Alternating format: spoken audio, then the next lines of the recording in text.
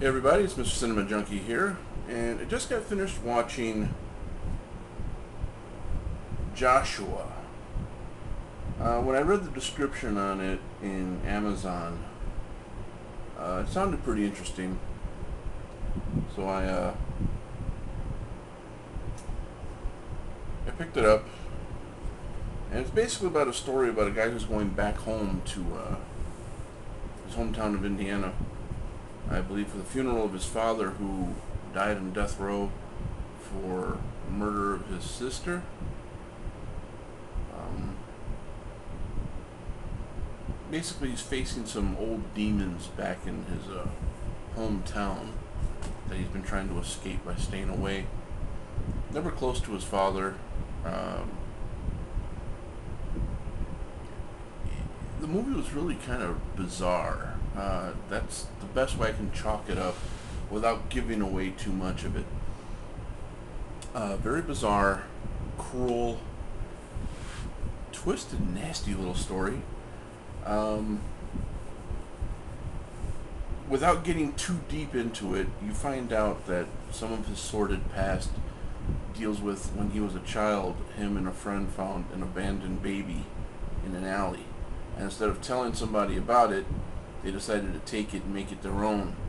They went to a little abandoned cabin in the woods and raised it there, but then started getting the idea that they were going to turn it into something different. They began to torture it. They began to deform it, mutilate it, and feed it live animals, and it just gets really, really bizarre, very cruel, very, very evil. Um, it had a pretty cool twist to it, very, very cool. The story developed pretty cool. In some areas, it kind of got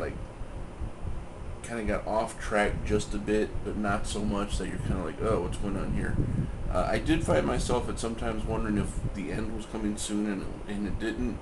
So maybe the pacing was just a little bit off, or for me anyway. Maybe not for everybody. You can tell that the budget on this one wasn't extremely high, but it wasn't a sloppy offering. They did quite well with whatever budget they were working with. At least I thought so. I tried watching this last night and was against my better judgment. I was half asleep, and I'm like, yeah, I'll try watching it. And I kept dozing off, so I had to watch it today. But the funny part was that I dozed off, and I opened my eyes right at this one part where this girl's looking right into the camera, and her face is covered completely in blood, and she's screaming at the top of her lungs. So when I opened my eyes, I was like, oh, oh. Yeah, okay, kind of caught me off guard there.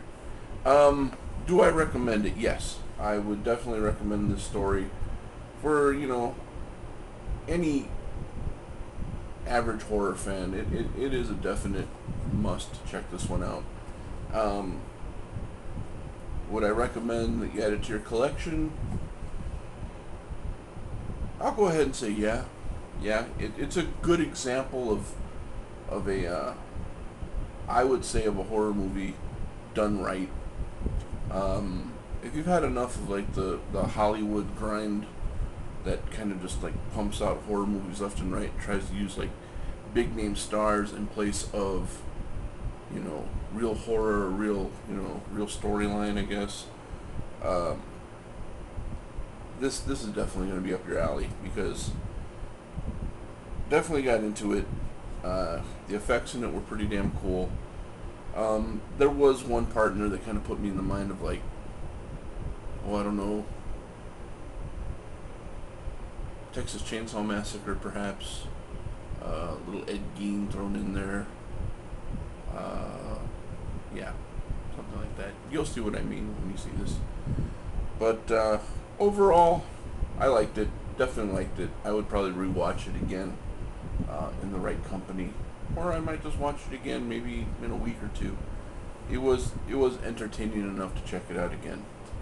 So, Joshua,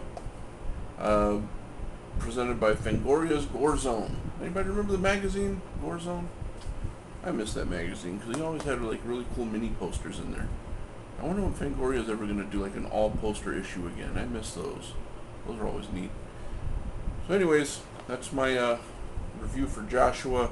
Thanks for watching, guys, as always. I'll be back ASAP with another review, as always.